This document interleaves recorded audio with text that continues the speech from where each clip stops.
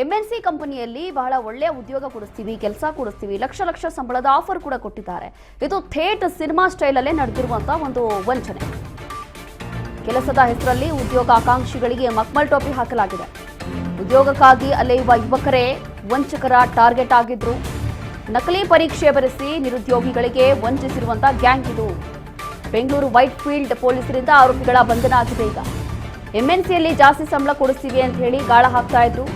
MNC ಕಂಪನಿಯಲ್ಲಿ ದೊಡ್ಡ ಸಂಬಳ ಕೊಡಿಸ್ತೀವಿ ಅಂತ ಹೇಳಿ ಒಳ್ಳೆ ಆಫರ್ ಕೊಡೋದು ಟೋಟಲಿ ಸಿನಿಮಾ ಸ್ಟೈಲಲ್ಲಿ ನಡೆದಿರುವಂತಹ ಒಂದು ವಂಚನೆ ಪ್ರಕರಣ. ಪ್ರತಿ ವರ್ಷವೂ ಹೈಕ್ ಆಗುತ್ತೆ, ಅದು ಫಿಕ್ಸು.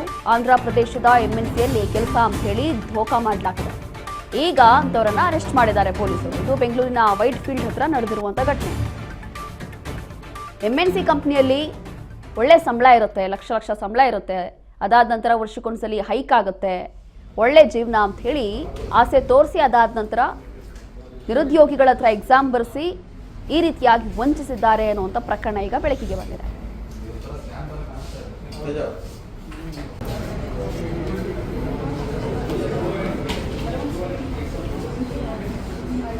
ಕೆಲಸಕ್ಕಾಗಿ ಮೊದಲು ಟೆಸ್ಟ್ ಪಾಸ್ ಆಗಬೇಕು ಅಂತ ಹೇಳಿ ಫೀಸ್ ಕಲೆಕ್ಟ್ ಮಾಡ್ಕೊಂಡಿದ್ದಾರೆ. ಪ್ರತಿಯೊಬ್ಬರಿಂದಲೂ ಕೂಡ ಶುಲ್ಕ ಅಂತ ಹೇಳಿ 2,000 ರಿಂದ 3,000 ಕಲೆಕ್ಷನ್ ಮಾಡ್ಕೊಂಡಿದ್ದಾರೆ. ಒಮ್ಮೆಗೆ 30 ರಿಂದ 40 ಜನರನ್ನ ಕರೆಸಿ ಎಕ್ಸಾಮ್ ಕೂಡ ಬರೆಸಿದ್ದಾರಂತೆ.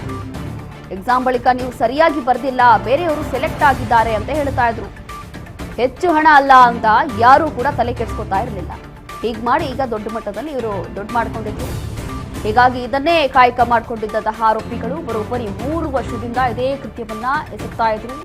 ಈಗ ಈ ಆರೋಪಿಗಳು ಅರೆಸ್ಟ್ ಆಗಿದ್ದಾರೆ. ಸಾವಿರಾರು ನಿರುದ್ಯೋಗಿಗಳಿಗೆ ವಂಚನೆ ಮಾಡಿರುವಂತಹ ಗ್ಯಾಂಗ್ ಇದು. ವಂಚನೆಗಾಗಿ ಆಫೀಸ್ ಸೆಟಪ್ ಮಾಡಿಕೊಂಡಿದ್ದಂತಹ ಆರೋಪಿಗಳು. ಕೇಸ್ ದಾಖಲಿಸಿ ಪೊಲೀಸರಿಂದ ಈಗ ಆರೋಪಿಗಳ ಬಂಧನ ಆಗಿದೆ.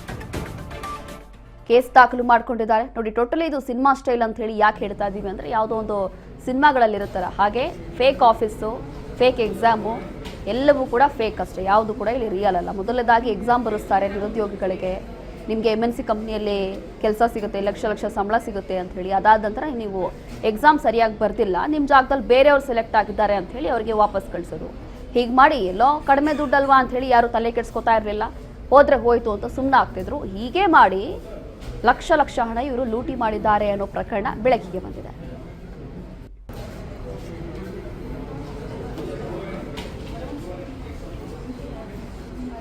ಸಾಫ್ಟ್ವೇರ್ ಜಾಬ್ ಕೊಡಿಸ್ತೀನಿ ಅಂತ ಹೇಳ್ಬಿಟ್ಟು ಒಂದು ಫೇಕ್ ಜಾಬ್, ಸಾಫ್ಟ್ವೇರ್ ಜಾಬ್ ಕೊಡಿಸ್ತೀನಿ ಅಂತಂದ್ರೆ fake centre, basically recruitment centre ನಡೆಸ್ತಾ ಇದ್ದವ್ರ ಮೇಲೆ ಒಂದು ರೈಡ್ ಮಾಡಿ ಒಂದು FIR ದಾಖಲಾತಿ ಮಾಡಲಾಗಿದೆ.